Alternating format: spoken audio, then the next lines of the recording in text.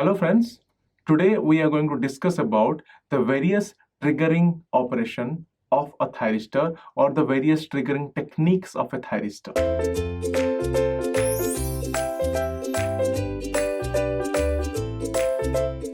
A silicon control rectifier or a thyristor has various techniques where the gate terminal or the gate can be triggered. For example, forward voltage triggering, light triggering, dV by dt triggering, gate triggering, and temperature triggering. So friends, here we will be talking about in depth of the triggering principles of a thyristor. So here, if you can see this diagram, let's talk about the gate triggering method. So in the gate triggering method, as you all can see in this circuit diagram, so I have connected the gate terminal to the secondary of a transformer, and the transformer is a pulse transformer here.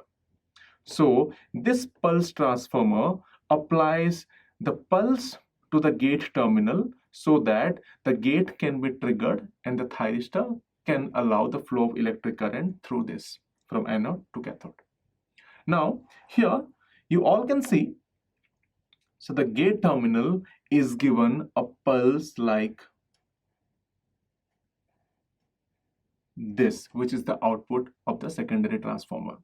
When a pulse is applied to the gate terminal, and it is said that the gate is triggered and the thyristor allows the flow of electric current through it. However, in today's world, in normal operation, the gate voltage of a thyristor can vary from 5 volt to 10 volt, or sometime it becomes 3 volt to 10 volt, and the gate current can vary from 5 milliamp to say 30 milliamp, or sometime it becomes 50 milliampere. Now friends, let's talk about a different mode of triggering. So friends, let's talk about the forward voltage triggering mode. So what is a forward voltage triggering mode? If the gate terminal of the thyristor is kept open and the thyristor is connected in the forward conducting mode, or say keeping the gate terminal open if I connect a battery across the thyristor so that the anode of the thyristor is connected to the positive supply of the battery and the cathode of the thyristor is connected to the negative supply of the battery. So this is called the thyristor is operating in the forward biased mode. So friends, you all can see in this circuit, I have drawn a thyristor here, and I have connected the thyristor in such a way that the anode of the thyristor is connected to the positive terminal of the battery through a load resistor RL, and the cathode of the thyristor is connected to the negative terminal of the battery. Now let's say the gate terminal is kept open. That means I'm not supplying any voltage across the gate terminal.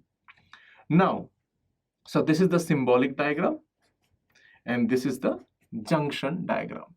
Now what happens is that in this case, if I keep on increasing the forward voltage, say VF, when the VF reaches the forward breakdown voltage, and if I further increase the forward voltage, then the thyristor starts conducting.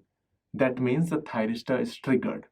So the forward voltage is so high such that it overcomes the forward biased or forward barrier voltage, which allows the thyristor to allow the conduction of electric current through this. So what happens in the real cases, the forward voltage or the forward breakdown voltage of a thyristor is always less than 100 volt, because we have to increase the forward voltage more than 100 volt so the thyristor can start conducting.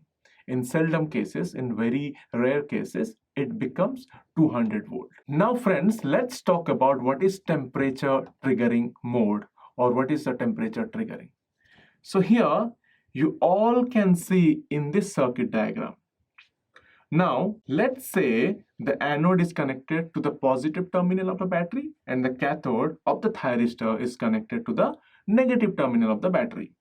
Now, if due to the leakage current initially, which is very less or which is of a very small amount, there is the creation of some charge barriers across the middle junction of the thyristor. Because of that, the temperature rises, and because of the rise in temperature, the gate gets triggered and the entire thyristor starts conducting electricity from anode to cathode. So this is called temperature triggering. So friends, let's talk about dV by dt triggering. So here, if you can see this circuit diagram, here I have drawn a thyristor. Let this be the gate terminal. So if the thyristor is connected with a battery, with the positive terminal of the battery connected with anode and the negative terminal of the battery connected to cathode, and the gate terminal is left open. So what happens in this case is that the junction J2 is reversed biased or is in reversed mode, and the junction J1 and J3 are in forward mode. When the junction J2 is in reverse mode, what happens is that there is a creation of a charge alignment. Because of the creation of charge alignment, the junction J2 starts acting as a capacitor. And we all know the capacitor stores electric charge.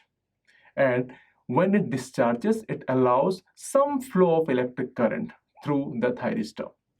Now, the amount of current that flows due to the capacitance nature of J2 when it is reversed biased is given by equation 1, which is C, which is the capacitance, multiplied by dV by dt.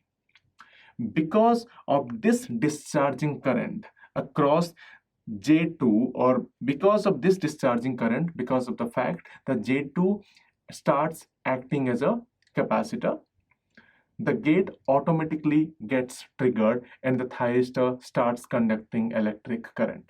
Now friends, let's talk about what is light triggering of a silicon control rectifier or a thyristor.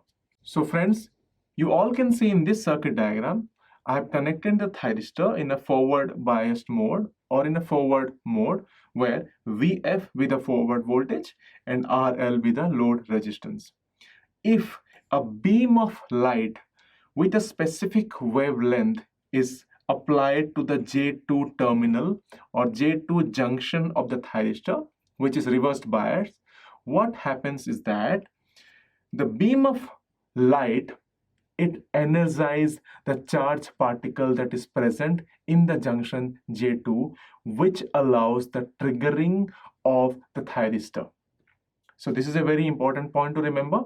And this phenomenon, or the thyristor which gets triggered with the application of a beam of light with a specific wavelength or with the allowed wavelength, is called light activated SCRs or light activated thyristors or light activated silicon controlled rectifiers. So the thyristor which gets triggered with a supply or with a beam of light on the J2 junction, which was reverse biased, is called light activated SCR or the light activated thyristor. This is a very important point as a gate point of view and the syllabus point of view as well. Thank you so much friends for watching this video. Please subscribe and stay tuned with Ekeeda. Thank you.